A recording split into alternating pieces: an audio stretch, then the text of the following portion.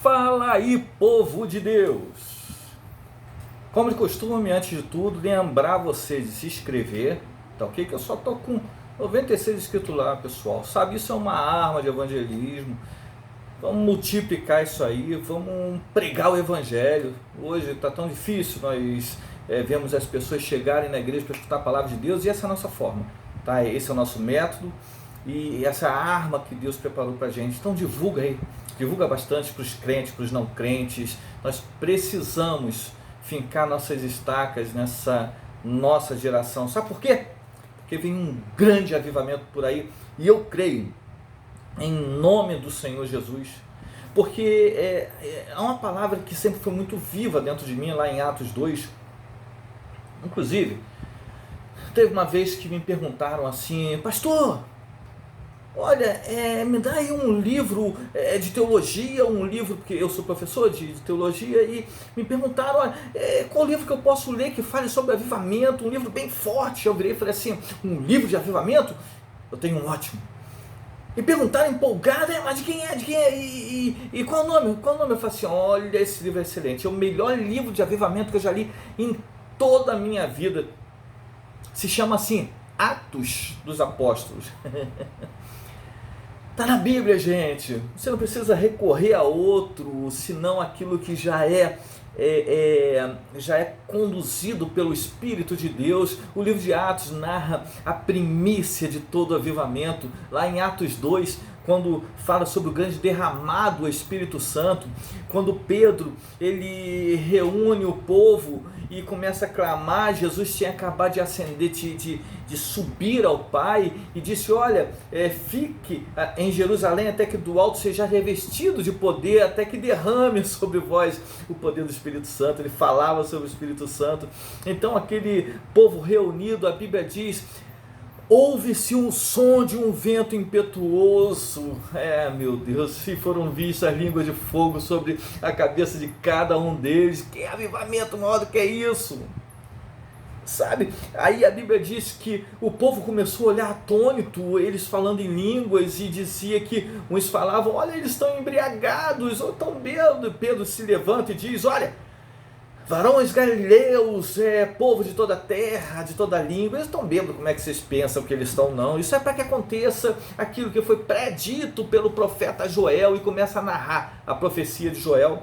Só que a profecia de Joel, ela começa a ser cumprida ali no grande derramado do Espírito Santo, e eu creio que a partir daquele momento até os dias de hoje, sempre houve gotas de avivamento. Sabe, sempre houve cheiro de avivamento, mas eu creio que antes da vinda do Senhor Jesus vai haver o maior de todos os avivamentos. A gente pode começar a estudar um pouquinho o avivamento, vamos botar assim, dos 3 últimos séculos para cá, até o século 18, 19, 20. Né? No século 18 nós vimos um grande reavivamento dos anos de 1739, né, que foi com John Wesley, chamado de o reavivamento wesleyano. John Wesley tinha uma frase interessante, ele falava assim, perguntaram a ele: John Wesley, como é que você faz para atrair tanta gente, atrair uma multidão? E ele disse: eu me coloco em chamas, e o povo vem de toda parte para me ver queimar. Você sabe o que é isso? Havia um grande avivamento sendo derramado naqueles dias, e Deus usava um homem específico. Deus estava usando Wesley. Olha que coisa maravilhosa. Ele dizia: basta me colocar em chama, o povo tem sede, o povo quer Deus, o povo precisa de Deus. E quando o povo me vê queimar no Espírito Santo, eles vêm me ver. Aquilo era uma gota de avivamento sendo derramada em um homem, e atraía multidões. Isso foi no século XVIII. Sabe? Aí no século XIX nós vemos aí o Charles Finney. Charles Finney nasceu um ano depois do falecimento de John Wesley, lá em 1792. Né? Finney era um cara, sabe, ele foi criado fora do evangelho, a sua família não era cristã. Até que ele fica maior, com 26 anos, e ele vai trabalhar em um escritório de direito.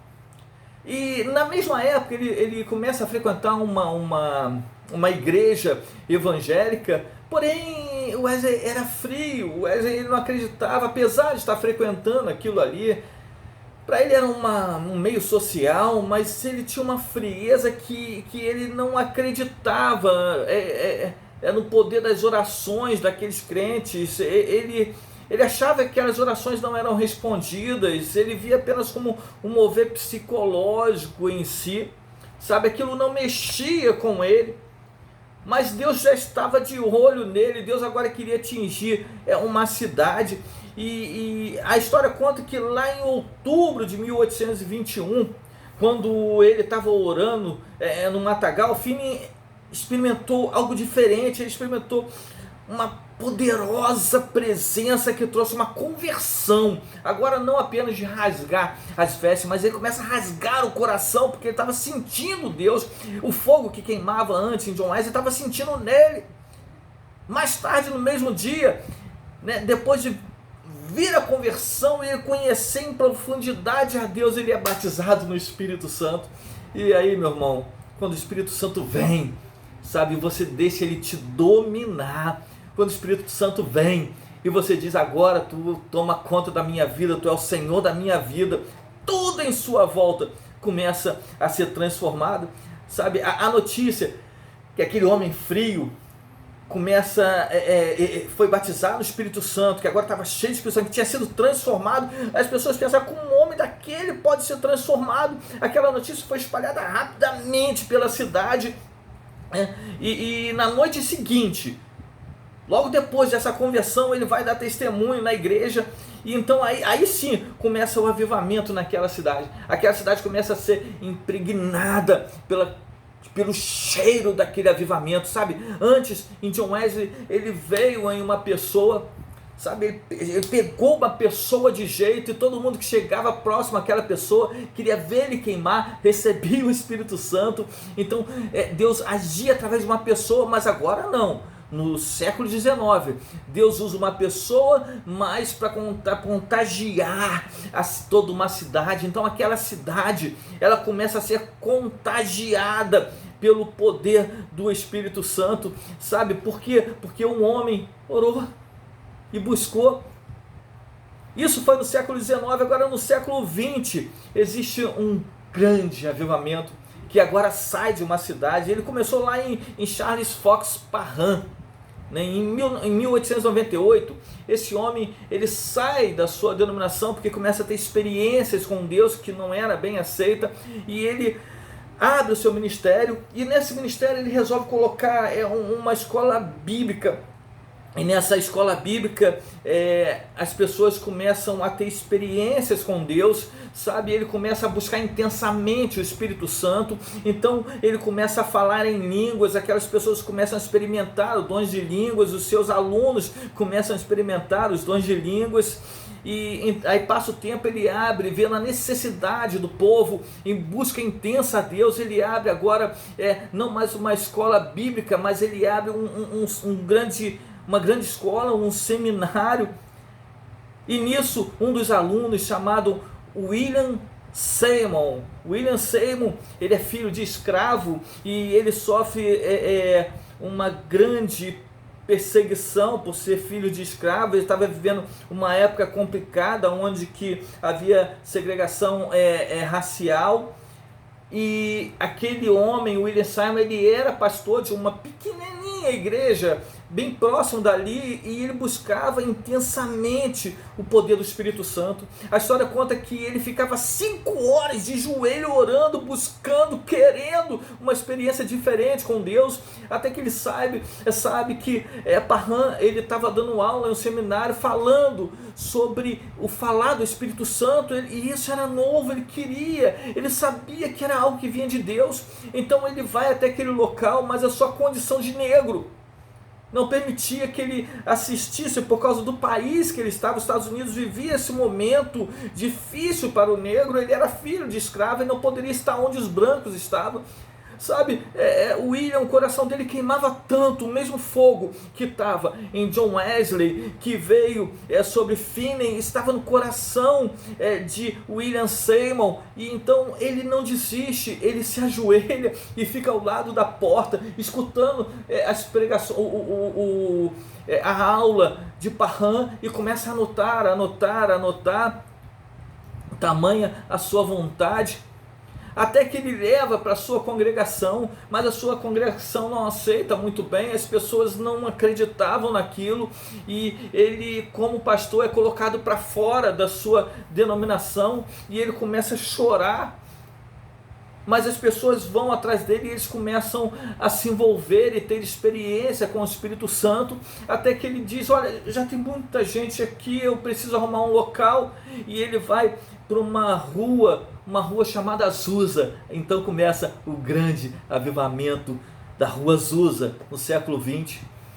Sabe, ele era tão humilde, que o seu púlpito era uma caixa de madeira, que ele chorava ali, as pessoas chegavam mesmo antes do culto, choravam e eram batizadas no Espírito Santo, uns levantavam em profecia, os outros dançando no Espírito. Então veio um grande avivamento, e esse avivamento as pessoas vinham de toda parte do mundo, agora não mais em uma pessoa, agora não mais em uma cidade, mas agora todo mundo vinha para ver o que estava acontecendo na rua Azusa, e começa a se espalhar por todos os pentecostais de toda a terra.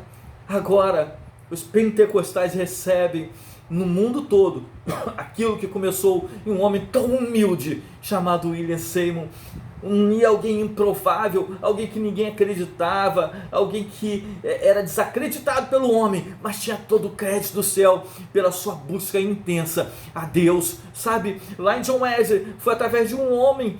Lá em Finney, no século XIX, foi uma cidade. Agora todo mundo, através de um chamado pentecostal. Maravilhoso isso, né, gente? Eu me empolgo quando eu falo sobre avivamento, sabe? Eu amo isso. E eu começo a lembrar daquele fogo que descia lá em Atos 2, queimando a cabeça de cada um. Você pode pensar isso: para haver um avivamento tem que ter fogo sobre a sua cabeça, tem que ter fogo sobre as nações, sabe?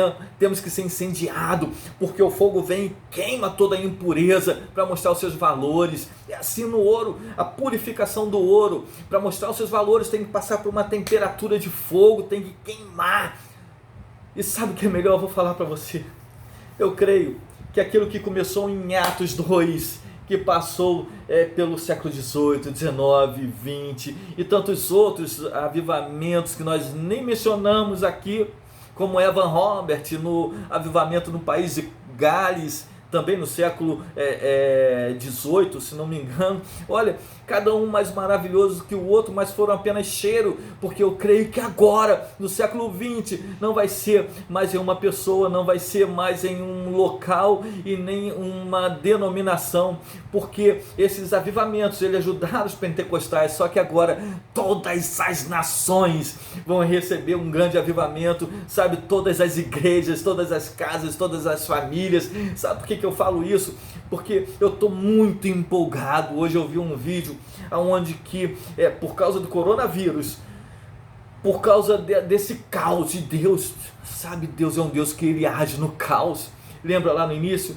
A Bíblia diz que a terra era sem forma e vazia, era o caos, né? Mas o Espírito pairava sobre a face do abismo, sabe?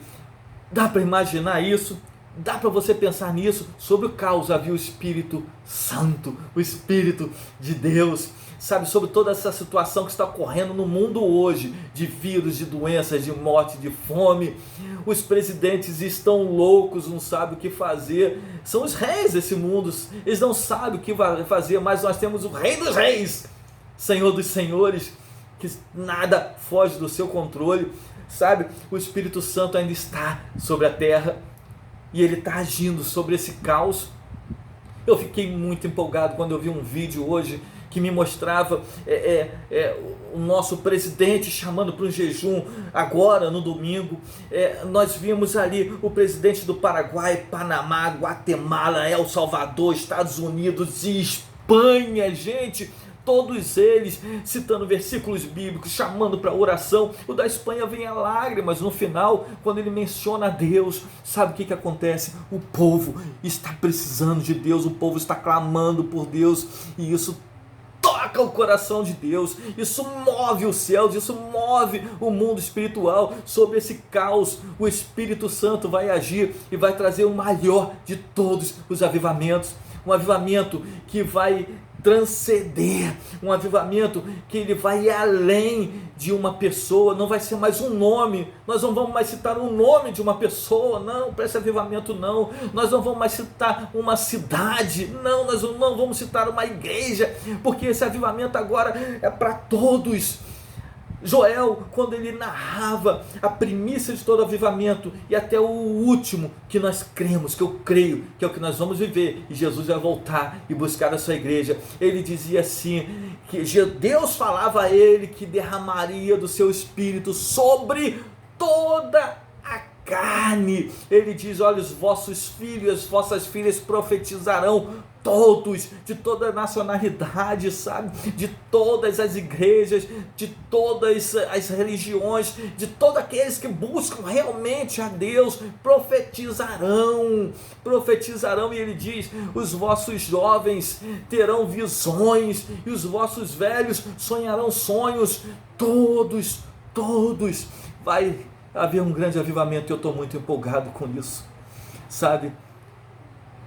Se o meu povo, que chama pelo meu nome, se ajoelhar, se arrepender, clamar, e é isso que esses presidentes estão chamando a fazer, sabe? Não perca essa oportunidade, vamos fazer parte desse avivamento. Eu vivi a minha vida toda pregando sobre isso, falando sobre isso, e eu estou vendo hoje, na nossa geração, se cumprir as promessas do Senhor. Gente, um grande avivamento está vindo por aí. Você crê nisso? Então, jejua, ora, busque intensamente, com alegria, sabe? Não é um vírus que vai parar a igreja do Senhor. Jesus Cristo disse aos seus discípulos que as portas do inferno não prevaleceriam contra a igreja do Senhor. Eles podem fechar aquela porta física, eles podem fechar a porta de um templo, mas o templo vivo é você. O Espírito Santo está e move-se em você. Busque, e o Senhor vai sarar a nossa terra. Se você deseja buscar realmente, eu vou falar uma coisa para você. Tamo junto, somos um.